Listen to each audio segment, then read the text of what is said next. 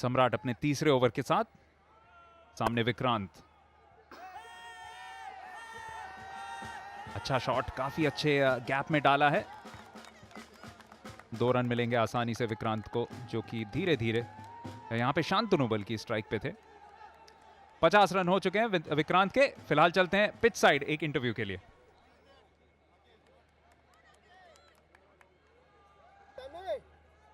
All right, you are watching the Parlay 2020 CCL Season 6 2016. This is the 6th edition of CCL, which means it's bigger and better than ever.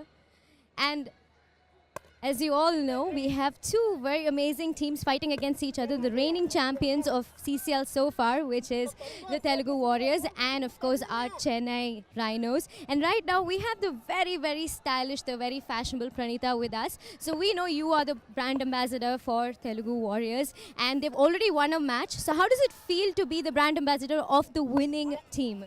Obviously amazing, because as you can see, they're playing really, really well.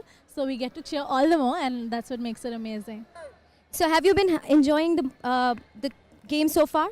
Yeah, it's quite, it's very neck to neck because they're playing very, very well. And I think that's good. When the game is tough, it's very interesting. Okay, so I have a very important question to ask you. As you can see, the most fashionable player here today is the Yamaha Fascino, right? I mean, that's such a stunning, gorgeous bike, a bike that gives you functional fashion, something that all we women absolutely die for. So who, according to you, is the second most fashionable player here today, apart from Yamaha Fascino? Can I count myself? Of course you can. Then yes, myself. I mean, you look like a complete vision in red anyway. Thank you. So that's all from us. Thank you so much.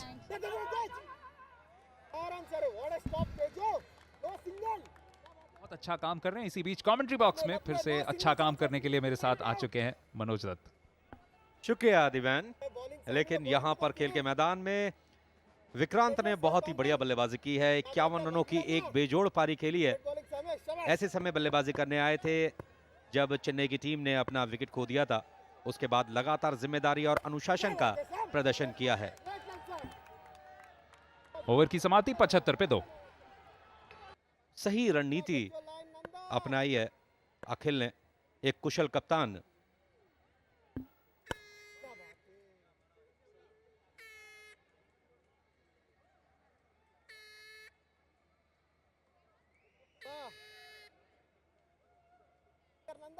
यहां से किसी ना एक खिलाड़ी को थोड़ा बहुत ज्यादा जोर लगाना पड़ेगा। विक्रांत उस पोजीशन में रह सकते हैं क्योंकि उनकी आंखें जमी हुई हैं।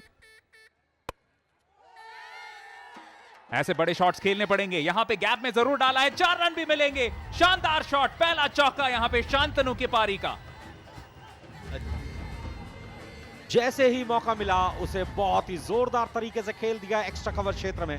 हालांकि स्वीपर कवर क्षेत्र में फील्डर मौजूद थे, लेकिन उनके पास कोई कार्य नहीं था सिवाय बॉल को बाउंड्री लाइन के बाहर से लाने का। देखिए किस तरीके से काफी देर तक बॉल हवा में रही। सीधे बैट से खेला हुआ स्ट्रोक पूरी ताकत लगाने में सफल रहे थे और एक पंच लगा करके अपने आत्मविश्वास का प्रदर्शन किया।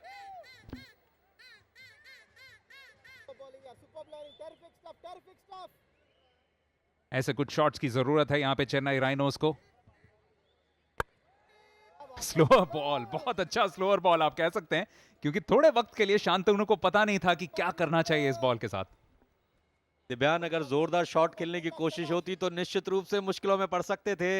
यहां पर सुपर फैन बनने का आपके पास सुनहरा मौका। 1 लाख रुपए जीत सकते हैं आप, केवल एक कॉल करनी पड़ेगी।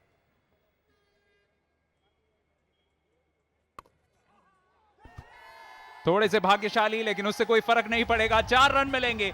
ये वो ओवर शायद बन सकता है मनोज, जिसमें एक मूव ऑन मिले आखिरकार चेन्नई राइनोस के इस पूरी पारी को। वैसे भी अब तक इस ओवर में 2 चौके लगा चुके हैं, 9 रन खर्च कर चुके हैं गेंदबाज। कहीं ना कहीं थोड़ा सा दबाव जरूर दिखाई दे रहा है। ऑस्टम के बाहर कट करने की कोशिश की थी, लेकिन कई बार भाग्य साहसी का साथ देता है और वही सब कुछ हुआ। स्ट्रोक खेलने की कोशिश की, थोड़ा सा सकारात्मक अंदाज प्रदर्शित किया था। दोनों हाथ आसमान की ओर जरूर गए थे, लेकिन बॉल बाउंड्री लाइन के बाहर तब तक निकल चुकी थी। तो 12 ओवर्स के बाद 84 पे 2। तो अपने पूरे विश्लेषण के चौथे और आखिरी ओवर के साथ सम्राट फिर से गेंदबाजी करने आएंगे। बहुत उम्दा गेंदबाजी की है उन्होंने।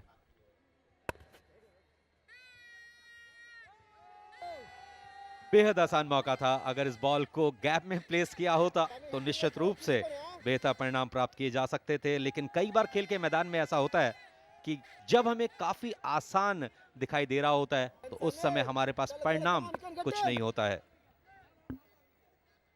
ये देखिए सारे विश्लेषण में उन्हीं के नंबर सबसे ज्यादा अच्छे दिखते हुए सचिन जोशी ने भी अच्छी गेंदबाजी की है और जरूर 2 अपने ओवर बाकी के करेंगे। विक्रांत बहुत ही ठोस बल्लेबाजी कर रहे हैं।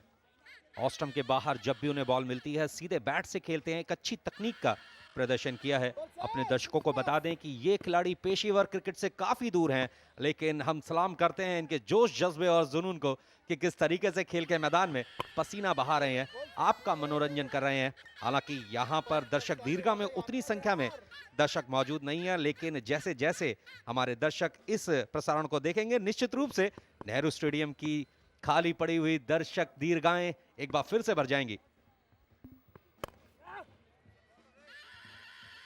फिर से बहुत चतुर गेंदबाजी, थोड़ी बहुत लंबाई को पीछे रखा, थोड़ी सी गति में भी अभाव, यानी बल्लेबाज को गति अपने आप जनरेट करना पड़ेगा और ये करना कभी भी आसान नहीं होता। किसी भी अच्छे विकेट पे किस तरीके से गेंदबाजी की जा सकती है उसका अच्छा एक मुजाहरा करते हुए।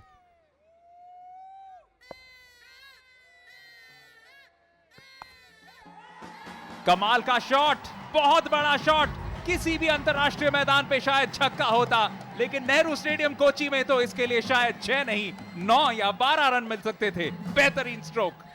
बिल्कुल आपने सही विश्लेषित किया इस स्ट्रोक को, बहुत ही ताकत के साथ शॉट को खेल दिया और यहाँ पर डगआउट में निराशा के क्षण, यही इस खेल की खासियत है। देखिए किस तरीके से पोजीशन के अपने आप को ऑस्टम के बाहर जाकर के बैठ गए, आने दिया बॉल को,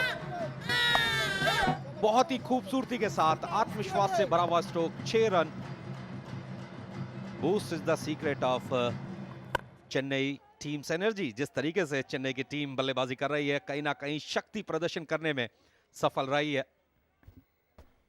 13 ओवर के बाद 93 पे 2।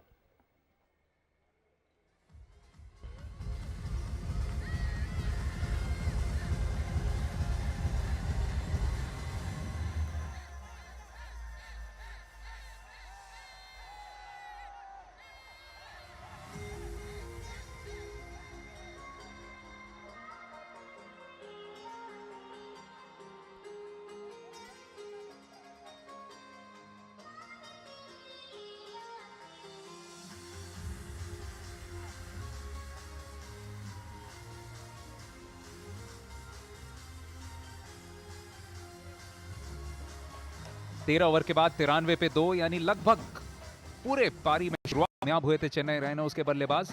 अब विक्रांत और शांतनु पे काफी दारोमदार रहेगा, क्योंकि दूसरे छोर पे गेंदबाजी करने आएंगे सचिन जोशी, जो बहुत अच्छी नपीतुली लेफ्ट आर्म स्पिन गेंदबाजी करते हैं। और वैसे भी सीसीएल में काफी कसी हुई गेंदबाजी की है सचिन जोशी ने। 2 ओवर्स में 10 रन खर्च किए हैं, कहानी बयां कर रही है उनके बॉलिंग एनालिसिस की। बाएं हाथ से स्पिन गेंदबाजी करते हैं, लगातार बल्लेबाज को सोचने के लिए